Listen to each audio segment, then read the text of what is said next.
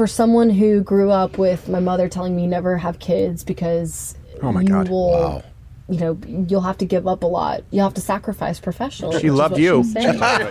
And you. Where I am now with seeing the consequences and the ramifications of women having kids and being in the political field and what they're able to achieve. And being a kid.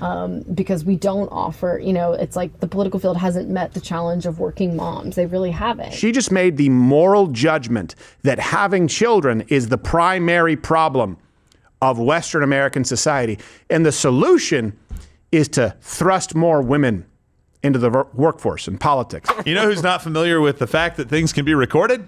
Apparently, the Democrat running for the seat in Tennessee 7, there's a special election coming up on December 2nd, and she looks like and speaks like every caricature of a white suburban Democrat has ever spoken on just about every issue. So whether it's on men being able to have babies or hating the police or hating the city she's running it. By the way, this is a district Trump won plus 22. They're just trying to get it close so that they can say, hey, we're starting to make some inroads. The left wants to try and get it exactly. close. So and this is Oppo research that's been dumped. Oppo dump that's happening right now that we thought would be interesting to pull in some of the audio. So let's just all right, let's go. See what Her she's name got is to say. Afton Ben. Afton. My therapist always asks me to transcribe my dreams when they happen. Me too. And the recurring dream I've had is standing up in a cafeteria full of women. I don't know why I was there or whatever. And Mine's saying, an eagle I don't carrying want a children, pumpkin. I want power. And just screaming it at the top of my lungs. And for someone who grew up with my mother telling me never have kids because you'll have to give up a lot. You'll have to sacrifice professionally. She loved you. And you. where I am now with seeing the consequences and the ramifications of women having kids and being in the political field and what they're able to achieve. And being a kid. Because we don't offer, it's like the political field hasn't met the challenge of working moms. They really haven't. But also the deeply patriarchal structures that these women are involved with because they've chosen marriage and they've chosen to raise children. And I think in the South it's incredibly difficult to shake those, especially if you've grown up here and that's all you've been told is the definition of success. The metric of success is how many kids you have, the bigger the square footage of your house, and where your kids go to school. Yeah, so let me just, and again, I'm receiving this sort of live as it comes in and it's breaking.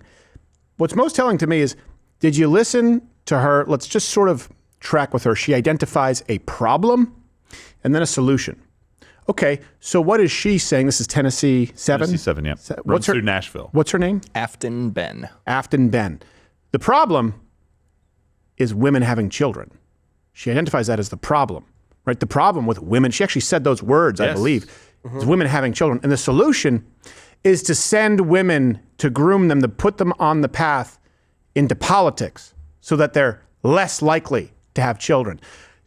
Are you starting to get the picture?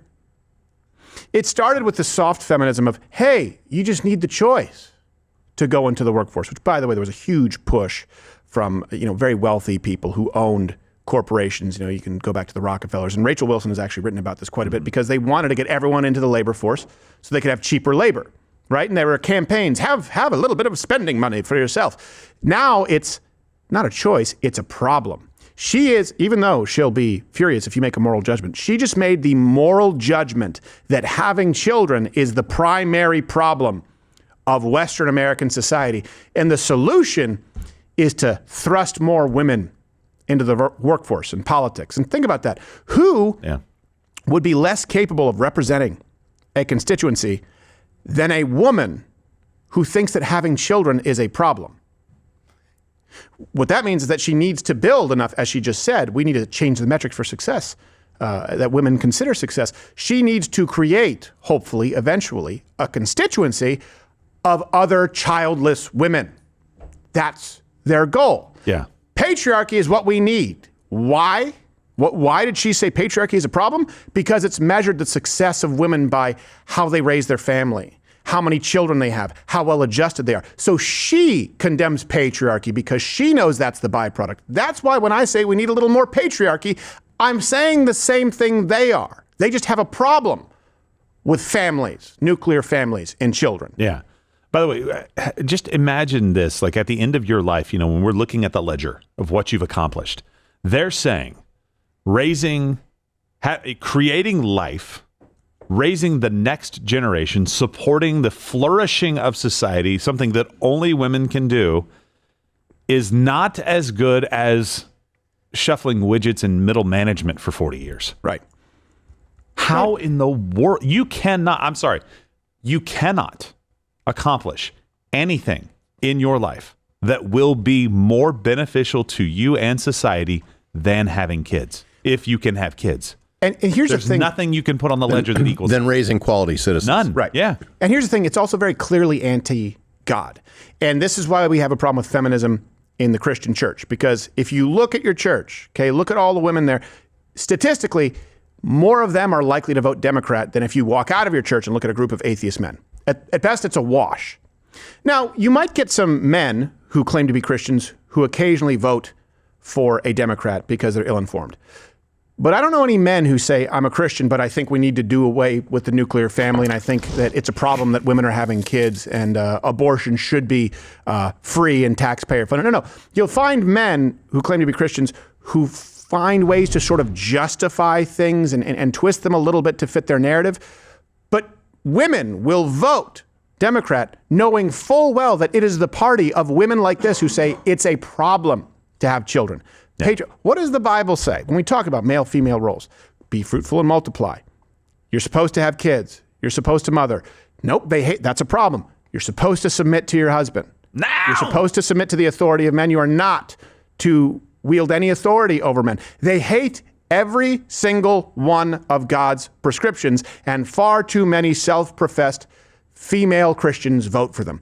There's no coming back. There's no coming back from this for women. You're seeing even the divide with Gen Z. There's always been a divide where men vote more conservative, women vote more left. Women tend to veer more conservative once they have the problem, children and families, but it's still not close to men. And you're seeing that. It's a chasm between Gen Z males and Gen Z females. There's no coming back from this until women start policing their own ranks. For the same reason that we can't fix world's strongest woman being a man until enough women rise up. But here's the thing. Women, you need to rise, and you can't cafeteria Christian this thing. You can't cafeteria tradcon this thing. Where women will go, well, yeah, I want to be traditional, but still, I want to be the one out there as a talking head, and I want to be a boss babe as well, and I don't want to have to submit to the authority, and I'm a powerful woman. No. You can't do that. It's not going to work. You have to buy it wholesale and reject all of the tenets of modern feminism. Not enough women are willing to do that. So there's actually 3 more. I want to go to clip 4 if we can. She's running in an area that would encompass Nashville. And has some thoughts about Nashville. And what's her name? Acrid Ben? Afton. Afton. I like Akron better, though. Afton. Okay. Is it all Nashville, Gerald, or just a swath of it? I don't know exactly, but it runs through Nashville. That's an important city right now. There we go. I've been heavily involved with the Nashville mayoral race because I hate the city, I hate the bachelorettes, I hate the pedal taverns, I hate country music. I hate all of the things that make Nashville apparently an it city to the rest of the country, but I hate it. Yeah, I'm that girl at the airport that all these bachelorettes are giddy walking out in their two-toned colored Pantone pink shirts, and they walk out and they're like, oh my God, Nashville is so bad. They're so loud. Yeah. By the way, she's just saying the quiet part out loud that Michelle Obama could have been caught on a hot mic saying about the United States of America. Mm-hmm. I hate everything about America except for the fact that my husband was elected president. Yes, exactly. And she has similar thoughts about the police. Oh, well, let me guess. Play the clip.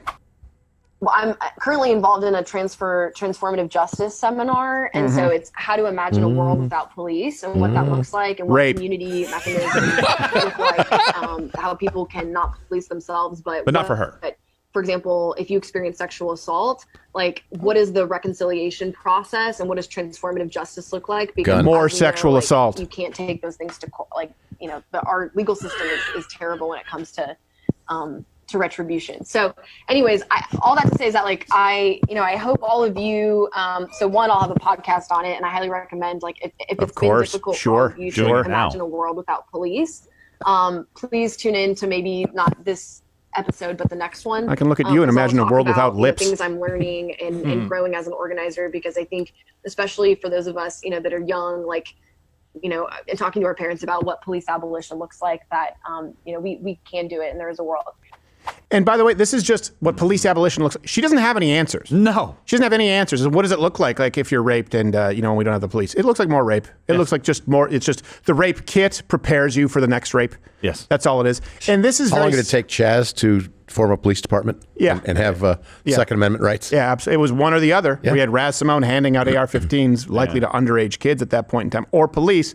You can't have borders, no Second Amendment, and no police. She has no answers. It's just destroy. And that's where you see the horseshoe of the left, who I believe is, of course, the single greatest threat to this country. The enemy is in the House. And then what people sometimes refer to as like the dissident right, meaning people now who are very identitarian on the right, where they also just seek to destroy. They just seek to destroy everything. Go, oh, we're throwing our MAGA hats away, and no more Trump, and Vance sucks because his wife is Indian. And okay, so what's the solution? The closest I've heard is creating an alliance between Massey and Ro Khanna. Yeah, no. All right. So how does that work? So that's where they meet and go, yeah, we have no actual solutions. And we don't have to actually play in the real world. We just say everything sucks and let's destroy it and then sort of let the chips fall where they may. This woman has no solutions. And it's always those who benefit from the institutions most. And what do I mean by that? She benefits from the institution of police far more than strong men. Right. Matter of fact, you could argue that strong, capable men would probably actually perform better without police. Why? Because it's might is right. And those who have might would have the highest yield, right? They just take over whatever they want. Those who benefit most from an organized police force, people like her, so that the men with the might don't simply enslave her, which, by the way, still happens on more slaves than ever in recorded history. Right now, over 40 million slaves on Earth. And then she benefits from institutions like higher education, right? STEM fields, grants, of course, the affirmative action that also works for women, where they'll thrust them into fields where they shouldn't be. Our public education system, which, by the way, was designed for women, to be clear. Our healthcare system, as much as they bitch about, well, men get their stuff paid for. There's no pink tax on men, they'll talk about, because our razors are black. We don't pay extra for the rubber grip. Well, your birth control is paid for. There's often maternity leave and no paternity leave. By the way, I think that's fine. I also understand it. She benefits most from the institutions, claims to want to tear them down and replace them with nothing. Always beware people who seek to destroy and they offer to build nothing in its place, or nothing realistic in its place. Yeah. That is all the left, and it's a very small contingency of the right. She doesn't want a police force, but she still wants a hero. She still wants a protector. Doesn't realize it, but and that comes in the form of a man. That's a man has an instinct to protect wives, sisters, daughters, much more so than rape them all, right? Yeah. We have this spirit to protect those. She needs that. And that's also what allows a woman like her to exist today. She's very entitled. She's privileged, bereft of virtue. Because back in the day, guess what? If you were a woman like this, no man would provide and protect. No. Why? Because you're not a virtuous woman. Well, why would I want to nag? Why would I want someone who simply cackles and complains about everything and bemoans the problem of children? That's not a woman I want. So she benefits from the institutions now because she would be a woman drummed out of the village not that long ago. We have 2 more clips. One more clip of her talking about biology, and she's a genius. Oh. Do we have anything of her mother bemoaning her? I don't know. We'll find that.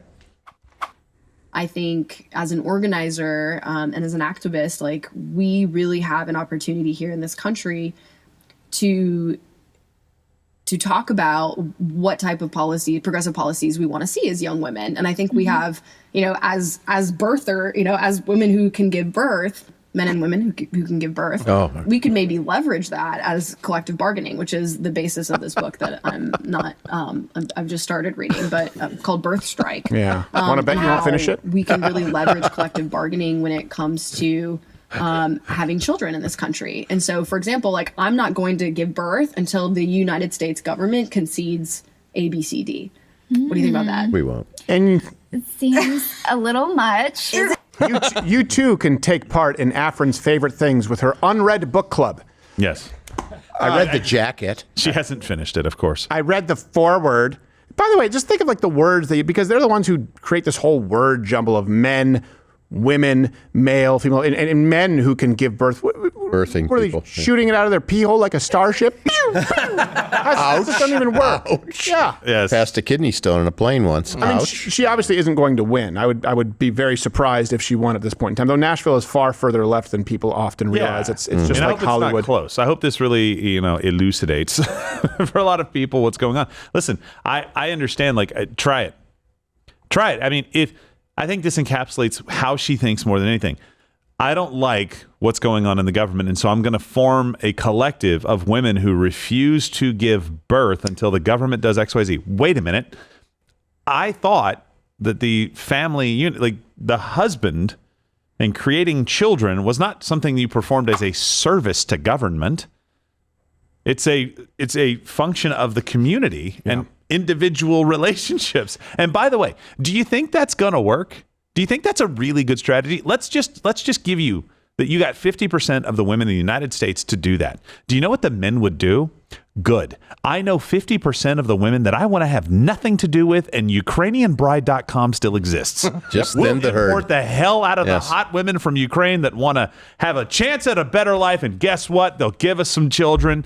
Please move wherever you would like, where the police don't exist and men give And then birth. women try and mock and go, "Oh yeah, passport, bro, because you can't handle a real woman of the West." You mean the woman who thinks that men can shoot babies out their pee hole? Yeah. Is that what you mean? Yeah. You know what? I'll take the old. You know what? Sign me up as passport, bro.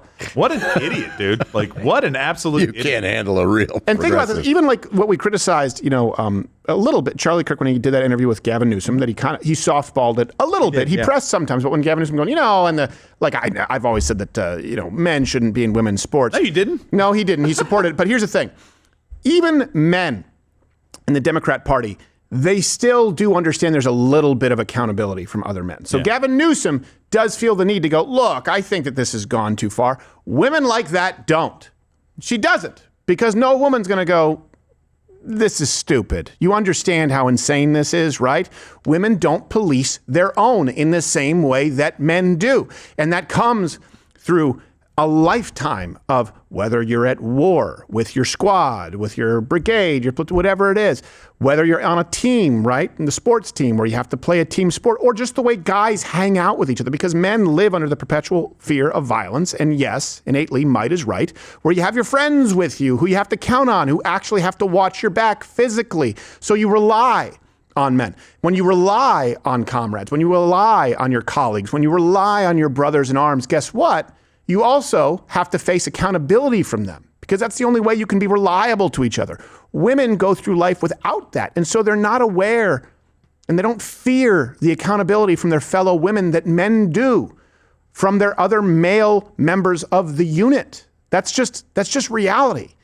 This woman, I guarantee you, until this blows up in her face, she was blissfully unaware, because she was surrounded by a bunch of women going like, that's so great that you read the foreword and said that babies come out men's pee holes. I just think it's so brave. I think you should go into, where was it, Bangladesh? Or no, it was what country was it in? The lady had the guy stop her on the side of the road and whip out his dong.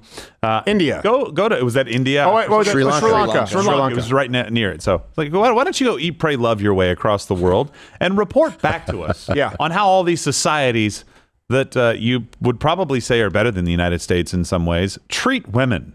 Yeah. This system is set up to protect you. Right. You have no idea what it is to live outside. And that guy had done that before. You could just glance left and right, and then bang. It was his go-to. Yeah. He told me, like, watch, I'm going to do the old pull out the dick and say you want it trick. 5% of the time it works every time. That's right. This is the best average penis you have ever seen. Yeah. Now take away cops and add 2 other Sri Lankans. Guess what? You're not getting away. You're done. You're done. And we don't want that for you. Yeah. We set up a system where we sacrifice to protect you. Go live outside of it. Go have fun. The fact that this is even a possibility tells you that there's been a failure of patriarchy. Yeah. That's what it tells Are you. these from 2020, the recordings? I thought I saw that date. So these are recordings that just kind of have either resurfaced or just been uncovered about her. So I don't know that Just getting her start. Well, because I didn't think it was possible in 2025 to still be this dumb. Yeah.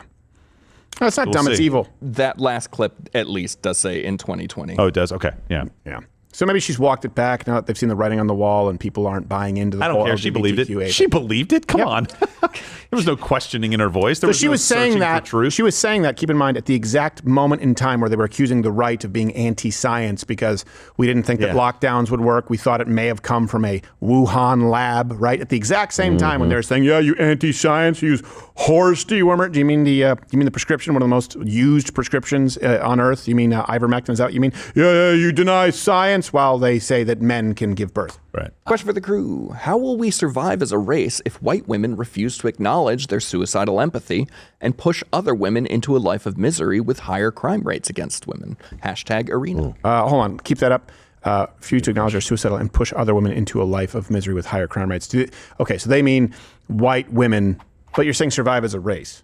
Do you mean suicidal empathy in letting in sort of like massive waves of migration and just all the different policies that would leave them open to, raping Allowing and people pillaging. out 75 times from jail, that sort of thing. No police.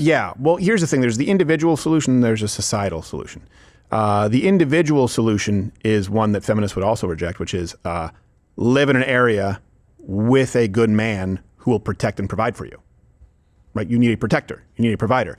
So if you are a woman who is in a life where you are a homemaker, you are a stay-at-home wife, mom, and this man is tasked with and accepts the responsibility of providing and protecting you, the likelihood of you finding yourself alone on a subway in an urban area is far lower. It doesn't mean that it won't happen, but I'm saying there are individual steps that women can take to preserve themselves. And that, by the way, would look very much like a traditional nuclear family as prescribed by patriarchy, which a lot of them hate.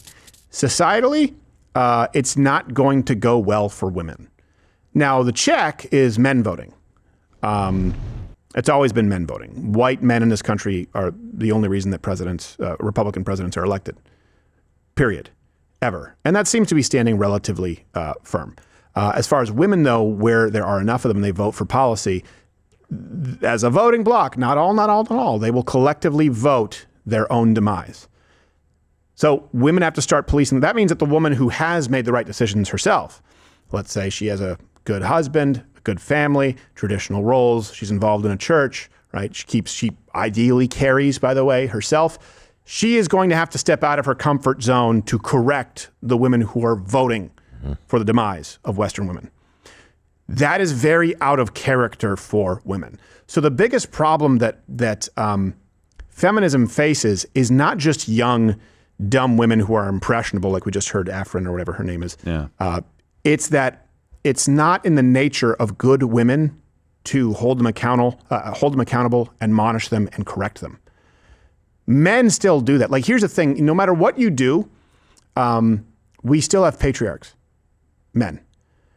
We have generals, we have colonels, we have bosses, we have MVPs. We have captain of the football team, and right? General ballbusters. Yeah, we have those because there's no escaping it.